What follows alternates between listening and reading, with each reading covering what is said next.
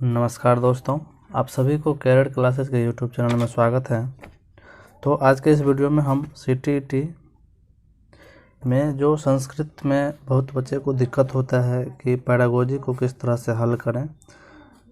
तो आज के इस वीडियो में हम पैडागोजी के कुछ ट्रिक के बारे में हम चर्चा करेंगे, जिससे आपको इसको पढ़ने के बाद क्या होगा कि आपको पैडागोजी बनाने में क्या होगा, आसानी होगा। पैडागोजी के कुछ ऐसा कीवर्ड है, कुछ शब्द है जो आप पढ़ लीजिएगा, देख लीजिएगा, तो आपको पैडागोजी बनाने में क्या होगा, आसानी होगा।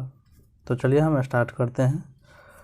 तो देख लीजिए, पहला में है इति पदस्य को ध्यान में रखना है। इति पदस्य का मतलब होता है इस पद को, यानी कि इति पदस्य को ध्यान में रखना है, इस पद को ध्यान में रखना है। और चलिए, ये तो क्वेश्चन में रहता है। चलिए इसमें और जो देख रहे हैं यहाँ पर दूसरा है बोध, बोधस्य और बोधपूर्वक वाला उत्तर होता है। आपको पैडागोजी के जिस भी आंसर में बोध मिल जाए, बोधस्य मिल जाए और बोधपूर्वक मिल जाए, तो वो आंसर क्या होता है, सही होता है, बच्चों के पक्ष में होता है। समझ गए। चलिए आगे देख लीजिए, आंशिक रूप से या अंशतः वाला उत्तर नहीं होता है, यानी कि अंशतः वाला उत्तर नहीं होता है। समझ गए। जैसे देखिए, चौ वाला उत्तर होता है। बहुत सारे ऑप्शन में ऐसा रहता है कि चौ वाला उत्तर होता है। समझ गए, चौ वाला उत्तर होता है। बहुत सारा ट्रिक हम बताएंगे जिससे आपको पैडागोजी में मतलब 15 में कम से कम तो आप 14 या 13 पैडागोजी आसानी से हल कर सकते हैं। समझ गए। तो चौ जिस भी ऑप्शन में मिल जाए आपको चौ वाला उत्तर होता है। समझ गए। इस पर क्वेश्चन भी हम एक एक करके लाएंगे, अगले वीडियो में हम बताएंगे आपको। अब देखिए, स्व यानी कि आधा स्व और व, ये स्व वाला उत्तर होता है। जिस भी ऑप्शन में आपको स्व मिल जाए वो उत्तर होता है। समझ गए।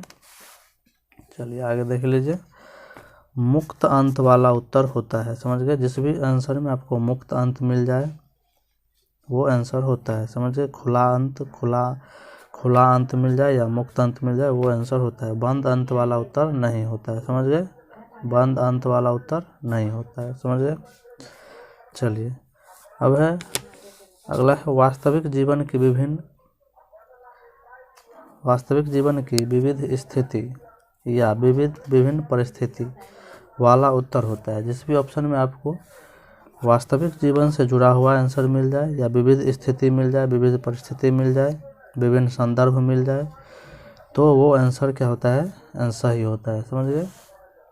अगला है मातृभाषा वाला उत्तर होता है। जिस भी ऑप्शन में आपको मातृभाषा मिल जाए वो आंसर 90% सही होता है। समझ गए। या प्रांतीय भाषा रहे या प्रथम भाषा रहे या परिवारम भाषा रहे, तो ये ऑप्शन क्या होता है, सही होता है। आगे देख लीजिए, संदर्भ और विभिन्न क्रियाकलाप वाला उत्तर होता है, क्योंकि ये जो है बच्चों के पक्ष का आंसर है।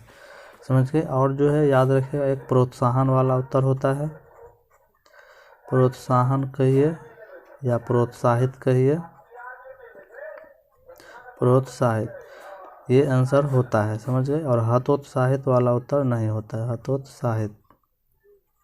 हतोत्साहित करना ये आंसर नहीं होगा, और ये क्या होगा, सही होगा। प्रोत्साहन करना, प्रोत्साहित करना, ये सब क्या, प्रशंसा करना बच्चों के लिए सही होता है। समझ गए।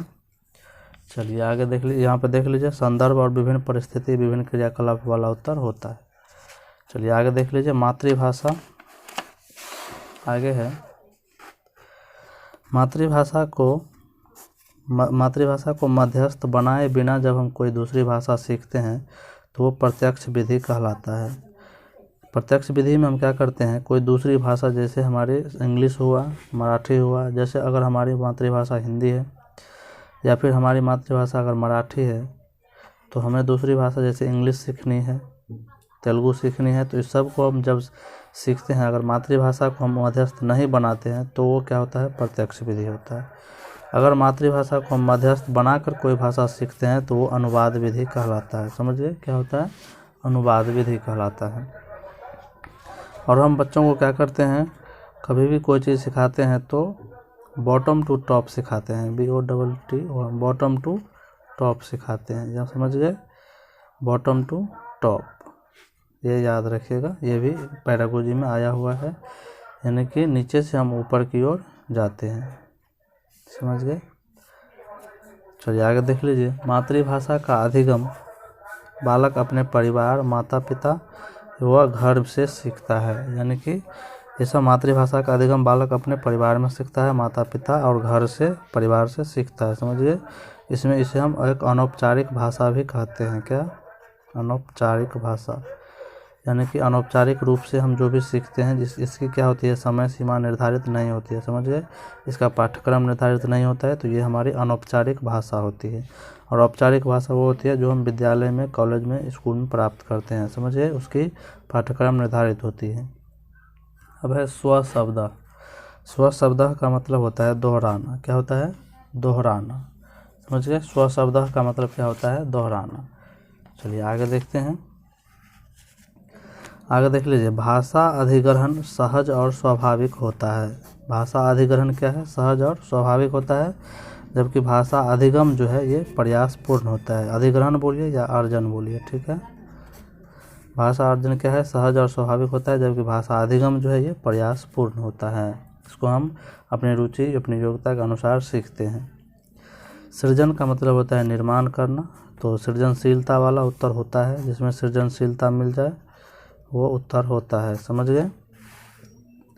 अगर ऑप्शन प्रश्न में पठन रहे तो उत्तर जो है अर्थ वाला होगा। अगर लेखन रहे तो विचार या भाव वाला उत्तर होता है। समझ गए? प्रश्न अगर पढ़ने से संबंधित रहे तो अर्थ वाला उत्तर होता है। अगर लिखने से संबंधित रहे तो विचार या भाव वाला होता है। इसी में एक चीज़ और बता देते हैं कि एक होता है ग्रह्यात्मक और एक होता है व्यक्तात्मक भाषा। व्यक्तात्मक। तो ग्रह्यात्मक में हम क्या करते हैं? कोई भी भाषा ग्रहण करते हैं तो हम सुनकर ग्रहण करते हैं और पढ़कर। सुनकर और पढ़कर हम ग्रहण करते हैं। और व्यक्त करते हैं हम बोलकर और लिखकर। तो सुनना और पढ़ना क्या हो गया? ग्रह्यात्मक कौशल हो गया। और बोलना और लिखना क्या हो गया?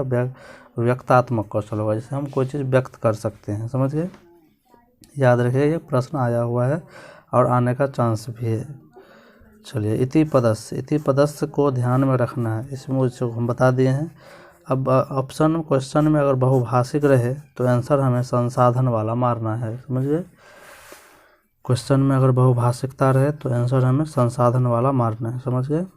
चलिए, प्रतिसूचना, प्रतिपुष्टि, प्रतिलिपि या अधिगम रूपी वाला उत्तर होता है। समझ गए?